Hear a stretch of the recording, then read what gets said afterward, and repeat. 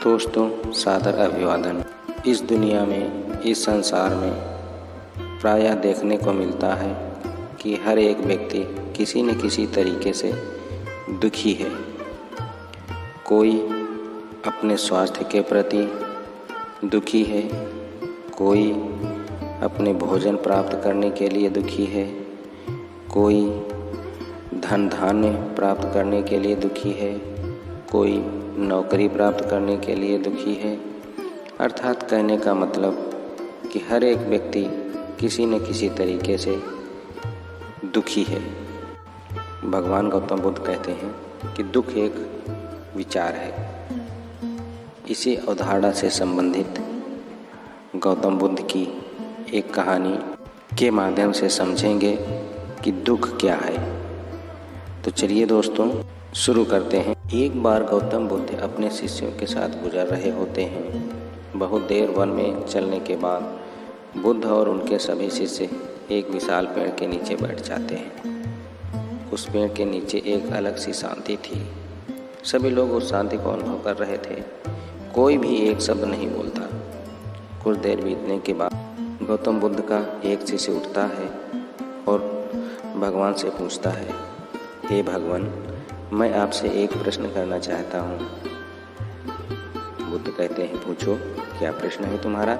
शिष्य पूछता है, मैंने कभी भी आपको दुखी नहीं देखा। आपके चेहरे पर हर समय एक अलग सी मुस्कुराहट होती है, हमें भीतर तक आनंदित कर देती है। आपके चेहरे पर अलग सी चमक होती है जो हमें दुख से कोसों दूर कर देती है। पर मैं जानना चाहता हूँ कि मेरे भिक्षु बनने से पहले मेरे जीवन में बहुत सारा दुख था, जिसके कारण मैं भिक्षु बन गया। पर मैं अभी तक नहीं जान पाया हूँ कि दुख है क्या। क्या आप मुझे बता सकते हैं? हे भगवान, कृपया बताने की कृपा करें। वास्तव में दुख है क्या? भिक्षु की आवाज़ सुनकर भगवान बुद्ध मुस्कुराते हैं और अपने भिक्षु से कहते हैं, दुख एक विचार से ज़्यादा कुछ नहीं है। सभी लोग यह सुनकर चौंक जाते हैं। हे भगवान, ये क्या कह रहे हैं? दुख एक विचार है कि विचार तो आते हैं और चले जाते हैं, पर दुख एक बार आता है जो जाने का नाम ही नहीं लेता है।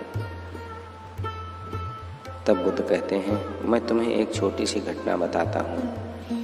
एक नगर में एक धनी सेठ रहता है। उसके पास एक वफादार नौकर होता है।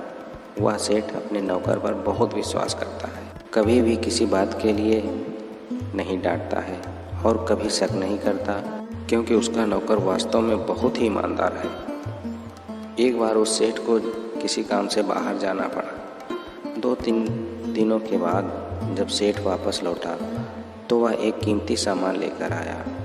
वह उस कीमती सामान को अपने कमरे में सजा देता है, रख देता है और अपने नौकर से कहता है, तुम्हें खास तौर पर इस चीज़ का ध्यान रखना है। ध्यान रहे यह टूटने न पाए, यह मेरा बहुत प्रिय चीज़ है। नौकर कहता है, मालिक, मैं पूरा ध्यान रखूँगा, आप चिंता न करें। अगले ही दिन वह नौकर पूरे घर की सफाई करता है। उसी समय सफाई करते हुए वह सेठ की उस कीमती चीज़ के पास पहुँचता है और उसकी भी सफाई करने लगता है।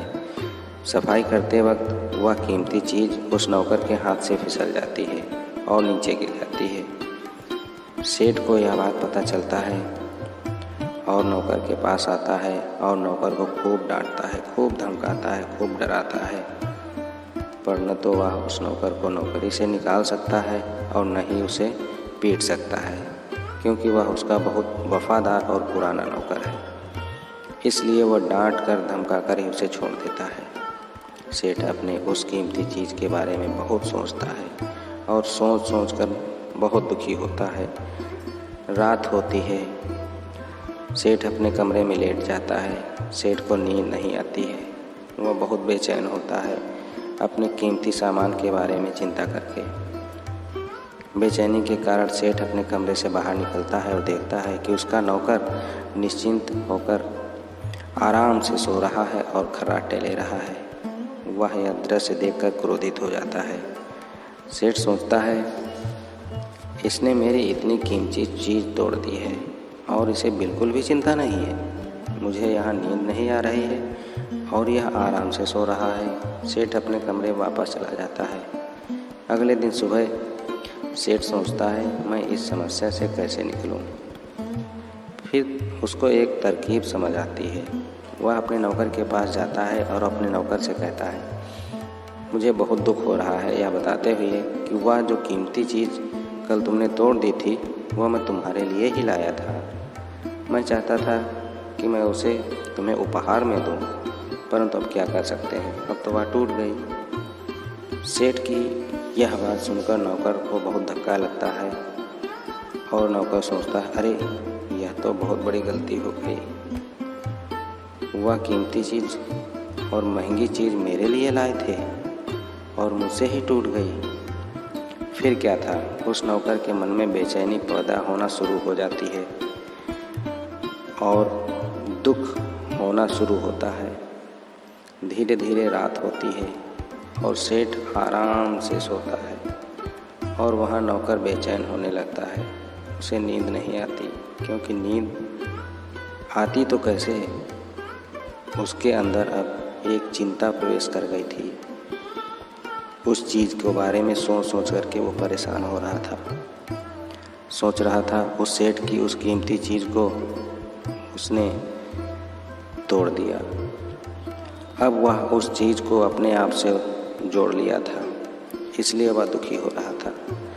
पहले उस नौकर के मन में यह विचार ही नहीं था कि वह कीमती चीज़ मेरी है, पर अब उसके मन में यह विचार था कि अगर वह कीमती चीज़ न टूटती तो मेरी होती। बुद्ध कहते हैं, दुख केवल एक विचार है। और यह विचार कैसे उत्पन्न होते हैं? अपने आप को किसी चीज़ से जोड़ने से। हम जिस भी चीज़ को अपने आप से जोड़ देते हैं वह चीज़ हमारे दुख का कारण बन जाती है। लेकिन वास्तविकता तो यह है कि कोई भी चीज़ हमसे जुड़ ही नहीं सकती। हर चीज़ आपके पास है, आपकी है, पर कुछ समय के लिए, कुछ समय के बाद वह आपसे दूर हो जाएगी। उस दूर होने की घटना को स्वीकार करें और आगे बढ़ें। देखिए, आप दुख की चिंताओं से हमेशा के लिए दूर हो जाएंगे। दोस्तों, यह कहानी आपको कैसी लगी? वीडियो अगर पसंद आया तो कृपया हमारे चैनल को लाइक करें, सब्सक्राइब करें। बहुत बहुत धन्यवाद।